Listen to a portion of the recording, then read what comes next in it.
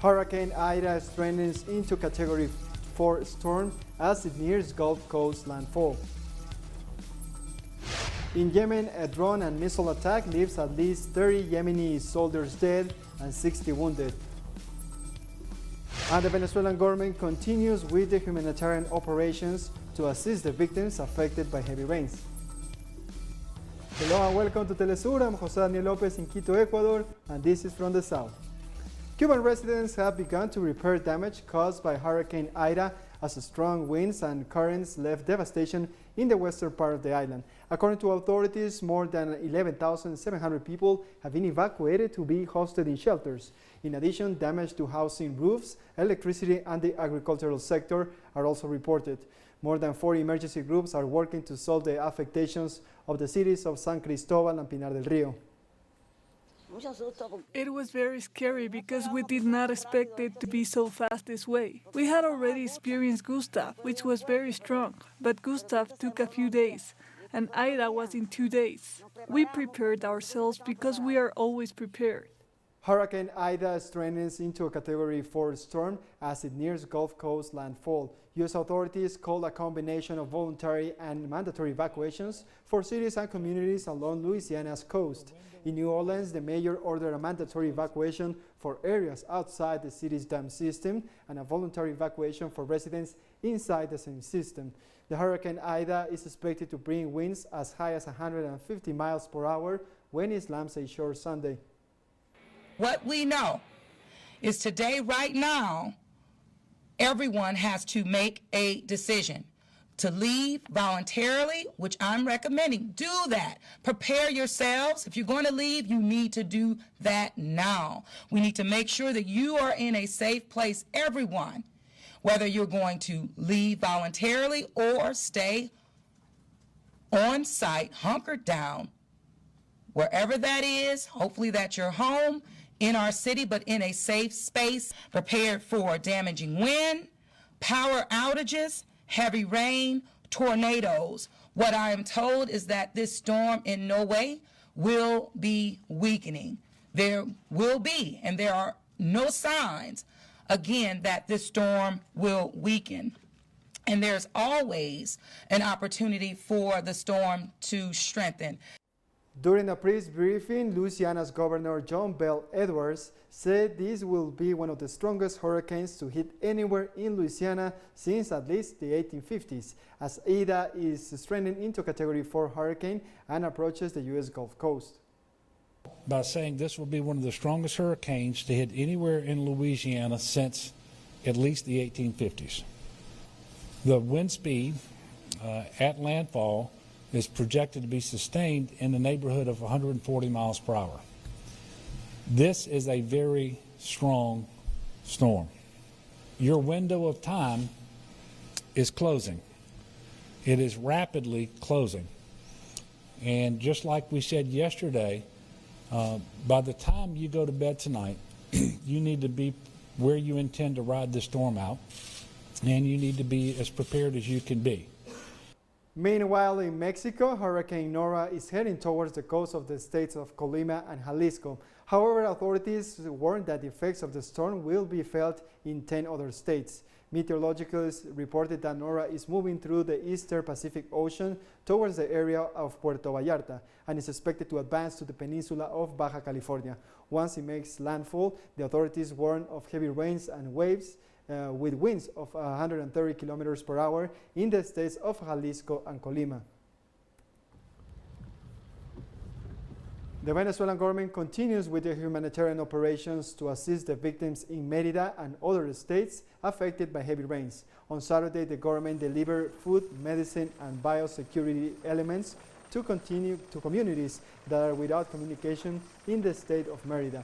A situation room was also installed to coordinate the search and rescue efforts, attention to victims, and clearing of access to roads to assist with the arrival of help. President Nicolás Maduro signed an emergency decree for 90 days due to the damage caused by the floods, which affected 85 municipalities, killing 20 people and hundreds injured. The Peruvian Congress has approved a vote of confidence for the President Pedro Castillo's cabinet.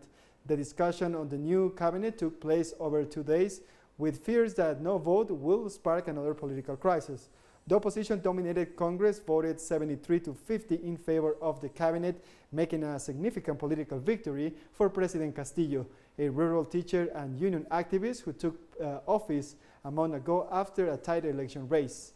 Congress had called for changes in various ministries, but the president only replaced his foreign minister, Héctor Bejar, who was subject to some of the fierce opposition among right-wing sectors and the media. August 28 marked the 38th anniversary of Latin America's largest trade union federation, Brazil's Unified Workers Central, or CUT. In Sao Paulo, our correspondent Brian Meir has the story. There's work to be done in the neighborhoods, at the bus stops. But what's most important is that nobody walked through the door of the factory. Rising out of the wildcat strikes in São Paulo's ABC region that helped bring down Brazil's military dictatorship, the Centro Única dos Trabalhadores, or CUT, was founded on August 28, 1983. In a process led by Lula, a coalition of steelworkers, bank tellers, teachers, chemical workers, civil servants, and rural leaders created what is now the largest labor union organization in Latin America and the 5th largest in the world. It is important in this moment we are going through, due to the 2016 coup and the thousands of daily attacks against the workers and democracy, that we continue fighting for the interests of the workers. Brazil's labor movement has suffered loss of membership due to robotics and computerization, and neoliberal labor reforms after the 2016 coup damaged it financially. But CUT continues to be the largest mobilizing force within the Brazilian left, bringing hundreds of thousands of people onto the streets to fight the Bolsonaro administration in 2021 alone. The CUT is a union organization that builds socialism on a daily basis. The CUT, with its 38 years, is ready to move forwards, organizing and preparing for difficult times, but will never bow to capitalism and will never bow to governments like the Bolsonaro administration. The CUT will take it to the streets once again to demand the impeachment of Brazilian President Jair Bolsonaro on September 7th. Brian Meir, TeleSUR, São Paulo. Stay with us.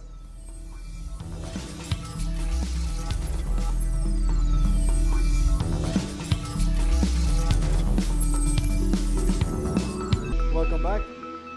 Over 40 isolation centers for the treatment of COVID-19 patients have been opened in the Cuban province of Ciego de Ávila, aimed at controlling the surge in cases. We have more details with our correspondent, Lisandra Andres. This is the Ciego Ávila Hotel in central Cuba. It became a pediatric hospital in the midst of the COVID-19 health emergency in the province and received all children in the territory over 1 year of age, either suspected or confirmed cases. We are increasing the overall quality of patient care. We are admitting the patient immediately when he or she gets sick. That is, no child of any age stays at home. All patients are being hospitalized, and that allows us to act swiftly against the disease and start the treatment before the child presents any kind of complication. And that is why the patients evolve with such a short stay, because they are also admitted at an early age. With capacity for 240 children, the medical staff and the hotel workers work hand in hand to provide excellent care to these little ones. All the treatment that these patients receive is guaranteed. This is something that all the provinces should take into account on seeing a centre such as this created. All the workers of this hotel have joined forces to function as a hospital. As you know, they do not have the experience and they are complying with all the protocols, and it's being done with great effectiveness. We continue with the mindset of taking care of people, but now there are children with COVID. It is a greater responsibility, and I think we are assuming it quite well. We are working with health professionals. They are teaching us how to work. Dr. Abel Denis Ruiz highlighted that in less than 1 day, the facility was reconditioned to open as a hospital for children and adolescents. This Delta strain is highly contagious, and the virus is already spreading inside the home, within families. That is why we have so many infected children all over the country. And the fact of being able to have them in an institution like this is not only an achievement, but a triumph of our system. This can only be done in Cuba. It is unthinkable in any other part of the world to have a hotel serve as a hospital, because that requires resources, it requires money, it requires other means that sometimes seem so easy to get, but they are not. So the fact that a state, a country, a province, that a system decides to put into operation something as noble as pediatrics, a service such as a hotel, as a hospital, indicates the greatness of this country. Parents accompanying sick children are grateful for the care provided. When my girl got sick, I arrived at the hospital and they told me that I had to go to an isolation centre. You know that this frightens anyone. However, now I've arrived here, in spite of the nerves of my girl being sick and the fear one has about this disease, I'm also positive. As you can see, the conditions here have nothing to do with what I might have imagined upon learning that I was going to an isolation centre. Yeah. Cuban health authorities have warned about the high number of infections in children and young people in the last few months. That breaks record practically every day, which is why initiatives like this contribute to elevating capacities in pediatric institutions exclusively focused on the care of patients with COVID-19. Lisandra Andrés, TeleSUR, Ciego de Ávila, Cuba. The Chinese Vice Minister of Foreign Affairs recently condemned politicizing COVID-19 origin tracing efforts. China has accused the United States intelligence community of political manipulation after U.S. President Joe Biden said on Friday that China was withholding critical information on the origins of the coronavirus after the U.S. intelligence community said it did not believe it was a bioweapon, but remained split on whether it escaped from a lab. According to the unclassified summary of the intelligence report, the U.S. doesn't believe Chinese officials had knowledge of the virus before the initial outbreak of the pandemic that has now killed 4.5 million people. The U.S. is accusing China of being uncooperative on the origin tracing issue, and that's a lie. China attaches great importance and actively participates in global scientific operation. China has invited the World Health Organization experts to conduct research in the country twice, based on the principle of scientific, open, and transparent. Earlier this year, a joint group of international and Chinese experts conducted a 28-day study in China and released the China World Health Organization Joint Research Report. The study reached authoritative professional and scientific conclusions and laid a good foundation for global origin tracing cooperation. We always support and will continue to take an active part in origin tracing, but firmly oppose politicizing this issue. For the 7th consecutive weekend, thousands have rallied in Paris to protest against President Emmanuel Macron's COVID health pass. Demonstrators gathered at Place Joffre in Paris at a call of the right-wing politician Florian Philippot. This is one of the 4 demonstrations planned in the capital for this weekend against the health pass. Under this system, introduced progressively since mid-July, anyone wishing to enter a restaurant, theater, cinema, long-distance train, or a shopping center must show proof of vaccination or a negative test. In Nigeria, 32 students who had been held hostage since July were released. The Christian Association of Nigeria confirmed the release of a group of 32 students out of the 121 who were kidnapped at the beginning of July from the Bethel Baptist Secondary School in Kaduna State. On July 5th, armed men attacked the school located in the town of Chukun before taking 121 students, 58 of whom have already been released, and now 32 more. According to UNICEF data, at least 950 students were kidnapped by armed groups between December and early July. Today is the greatest day to me. Today is the greatest day. It's an honor to the people of Tegina community. We have encountered different kind of terribilation. We have encountered different kind of, in fact, sleepless night, and a days with hunger that we cannot eat anything because we are thinking of our children. Alhamdulillah, they are back. I have submitted these children. I have given these children to their family and guidance. I've seen my own child. Security, we know, it's a duty of every responsibility of everybody. And the government has a higher responsibility of other people. So already they say prevention is better than cure. And when you prevent, it will reduce costs. Because by the time, if there's prevention of prevention, all this issue of this are going to have a less cost. So I think this thing will not happen. Intense floodings hit Cameroon's economic capital, Douala. Flooding is an annual hazard during the July-September rainy season in Cameroon's largest port city, but impelled by suspect climate change and worsened by urban planning and blocked drains, such events have become more and more frequent. The latest reports from the UN's Intergovernmental Panel on Climate Change says the coastal cities are on the front line of the climate crisis. It also predicts floods will displace millions of Africans in the coming decades, and by 2050, inflict costs of up to 60 billion per year in the 136 largest coastal cities. It only woke us up at 2 o'clock. You wake up in bed. The neighbor comes to knock on the door. You jump up like this. Your feet are in the water. That's when you start to look to check that the children are okay. The musical devices, the refrigerators, the fans are not working anymore. Everything fell in the water. Douala is located in an area that is a low coastal plateau on relatively low-lying lands. It has very low altitudes, coupled with significant rainfall of about 4,000 millimeters per year. And when we add to that the very high density of the hydrographic network, the city of Douala is more or less, from a geographical point of view, at high risk of flooding.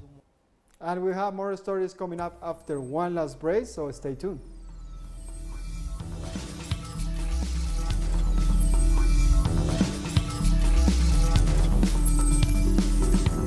Welcome back. In Yemen, a drone and missile attack leaves at least 30 Yemeni soldiers dead and 60 wounded at Al Anad base in the southwest of the country. According to the spokesman for the Arab coalition forces that control southern Yemen, Mohammed Al-Kaneb, the number of victims could rise because a rescue operation is still underway on the site. The military complex is located some 60 kilometers north of Aden. Yemen has been in an armed conflict since 2014 between supporters of the former president Abdur Rabbu Mansur Hadi and the Houthi rebels of the movement. We were gathered inside the hangar after breakfast.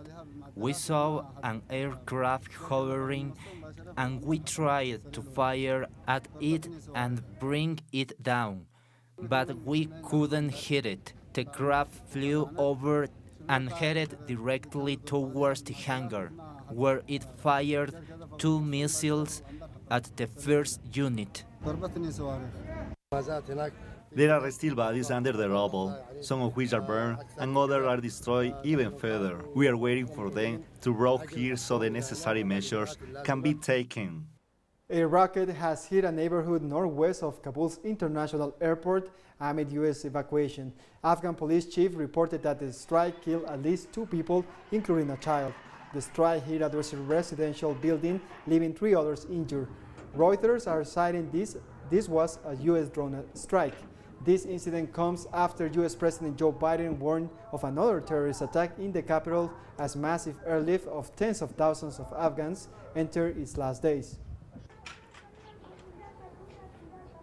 The U.S. military says 2 high-profile ISIS-K planners were killed in a drone strike in eastern Afghanistan. The airstrike was launched less than 48 hours after the explosion at a Kabul airport that killed at least 175 people, including 13 U.S. citizens. Yesterday, U.S. military forces conducted an over-the-horizon counterterrorism operation against an ISIS-K planner and facilitator. The airstrike occurred in the Nangarhar province of Afghanistan. I can confirm, as more information has come in, that 2 high-profile ISIS targets were killed and 1 was wounded. And we know of 0 civilian casualties. Without specifying any future plans, I will say that we will continue to have the ability to defend ourselves and to leverage over-the-horizon capability to conduct counter-terrorism operations as needed. We continue in Afghanistan, where our collaborator, Bag Jones, brings us new information about the situation in the country. The challenges facing the region are great, just 2 days away from the exit of foreign forces from Afghanistan, after the Taliban movement imposed its control in most of Afghanistan. Neighboring countries led by India will have to face the new situation and deal with what the observers see as a great challenge for the government of Modi, that considered last government of Ashraf Ghani as a strategic ally in the region. But now everything changed with the arrival of the Taliban, that many already see as a de facto government to be faced, especially since it's government that is not opposed to Pakistan, Iran, China and Russia, in line with the well-known strategy of the Taliban. We see the Pakistani government repeating that it is important to give the Taliban a deadline to show in practice that they are capable of running the country's affairs, after the defeat and departure of the foreign and particularly US forces. All this is developing at the same time with the opening of the border between Pakistan and Afghanistan for trade activities. Pakistan is also working towards sponsoring a continuous airlift to evacuate foreigners and Afghans who wish to leave Afghanistan. Internally in Afghanistan, Sher Stanksai, a leader of the Taliban, said that talks are ongoing to form a new inclusive government, showing the Taliban's desire to announce a government that includes all political parties and to guarantee there won't be conflicts between the Afghan people. Kabul airport has become the focus of international attention, and already US forces have abandoned 3 gates to the Taliban. These gates are now fully managed by the Taliban. A senior Taliban official said that the movement's technicians and engineers are ready to take control of the gates. He also indicated that the Taliban are waiting to completely control Kabul and its airport, and that will not be far off, as the final date of departure of US and foreign forces is so close. We thank Bag Jones for that report. Thousands of people have gathered near the Eiffel Tower in Paris to show their support for the women of Afghanistan following the Taliban takeover. The protesters say they feel that women in Afghanistan will no longer be safe and ask the French government to open the borders to welcome Afghan evacuees, prioritizing women and children. Finally, evacuations from Kabul were taking place on Saturday before the planned withdrawal of all US forces on August 31st. Taliban forces sealed off Kabul's airport on Saturday to most Afghans. The Taliban have encouraged Afghans to stay, pledging amnesty even to those who fought against them. This gathering here is to fight against the oppression coming from the Taliban in Afghanistan and to ask to open the frontier and to allow the refugees to come in France and to be welcome in France. Delegations from several countries arrived in Iraq's capital, Baghdad, to participate in a summit which main focus will be to diffuse regional tensions, in particular between Iran and Saudi Arabia.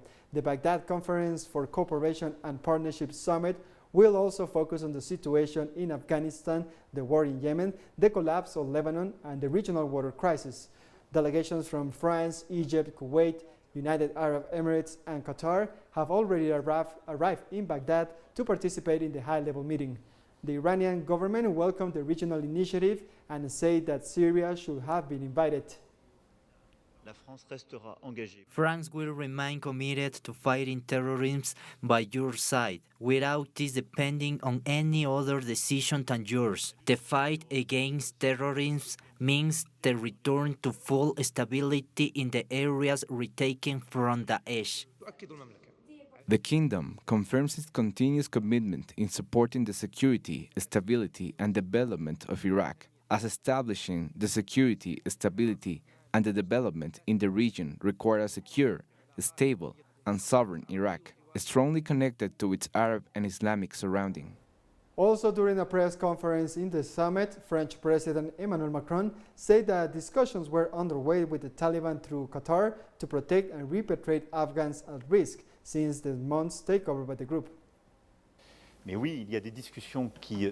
Discussions were underway with the Taliban about humanitarian matters and about the capacity to protect and repatriate Afghans at risk.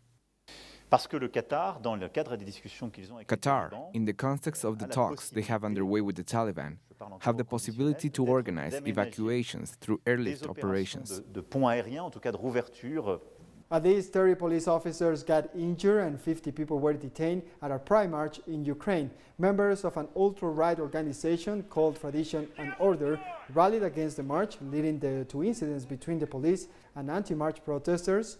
The march, which was originally due to take place in spring but was delayed due to COVID-19 lockdown, saw hundreds of people with painted faces and wrapped in rainbow flags walk through the city flanked by police officers, while anti-march protesters shouted and tried to block their way. Our slogan is protection and safety for our families, who are equal to heterosexual families. It's a human right to safety for all people living in this town. This safety can't be designed by sexual orientation or gender identity. It's possible for people to have their own rights due to our Constitution.